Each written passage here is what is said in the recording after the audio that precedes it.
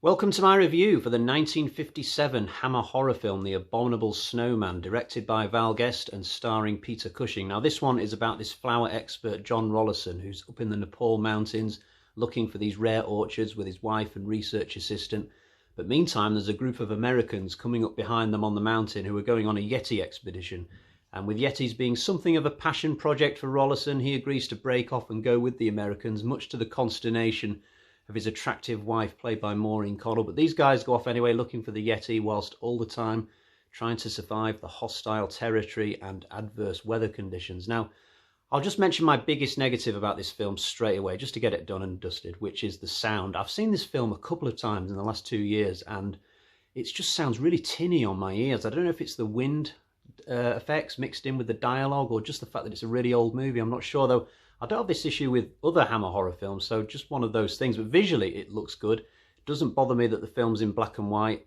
Most of the film is set against a snowy backdrop anyway, so I'm not sure they would have gained that much by setting it in colour. But in terms of being believable that these characters are actually on the mountainsides of Nepal, I have no problems immersing myself in the film and finding it believable that they're there. You know, I can't tell where the snow ends and the set begins, and when it is a really obvious set, it's a good set. You know, I think they tried to use sand possibly at some points during this film, or white sand. Maybe they thought they could get away with that given the black and white. I don't know. In terms of the Yeti, the brief glimpses we get of the Yeti look fine, but again, it's a film that it's more about the fear of what you can't see rather than what you do. So we don't see that much of the adversaries here, but there is one extended shot that I particularly remember of this like hairy hand going underneath this tent flap.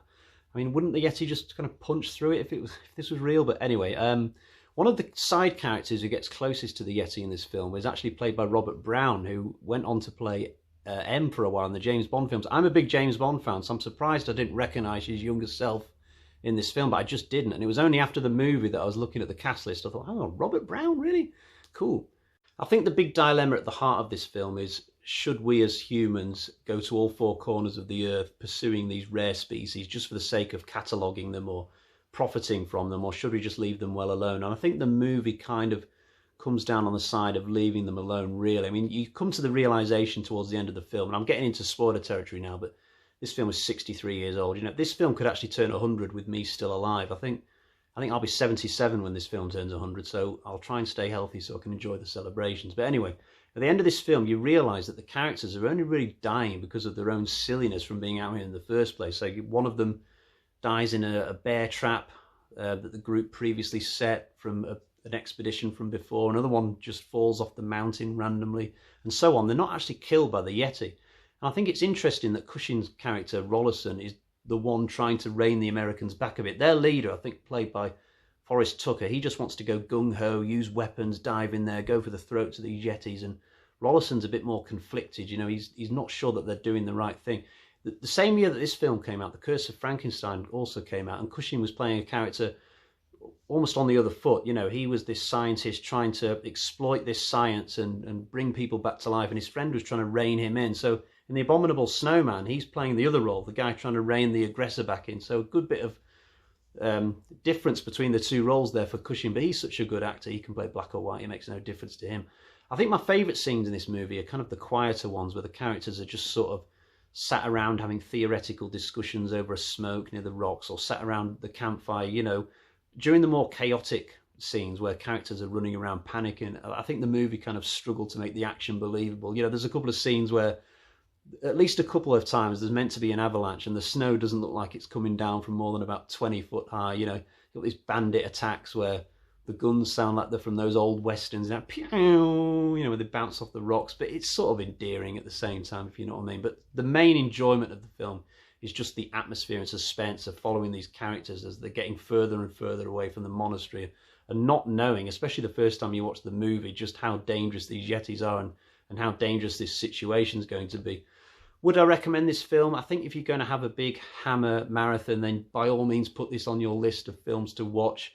But if you're only planning on watching one or two, I'd probably go for one of the more acclaimed ones, like one of the Hammers, one of the Draculas or the Frankensteins. They didn't make any more of these, curiously. They stopped at one. I guess maybe they thought that they didn't really have any story to tell once they'd established that the Yetis were friendly, and so they were going to reboot it.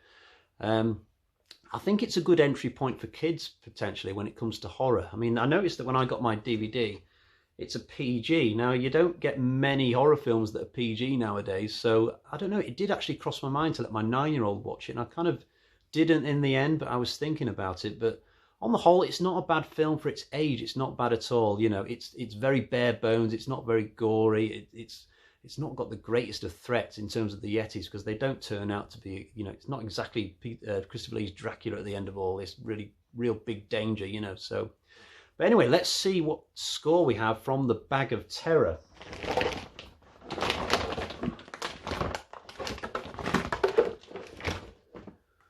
We've got 2 bloody axes out of 5. Now, that's not as bad as it sounds. I've done a few more modern horror films recently and given them less than 2 bloody axes. It is an old film. It is a bit bare bones. It's probably more favoured by people who've got a lot of nostalgia for these older films rather than people who are just sort of discovering it now. But I'd give it a watch by all means if you've never seen it before. It's the Abominable Snowman. So there we go. We do have a pin for the horror locations board, I should say. I've not added one for Nepal just yet, so I'll be adding that shortly, just after this clip has finished. I'll be back soon with another Hammer horror film review, definitely. I'm not sure which one I'm going to move on to next. I've already done The Curse of Frankenstein. Check that out in my Hammer horror playlist. But other than that, until next time, I will see you. Bye-bye.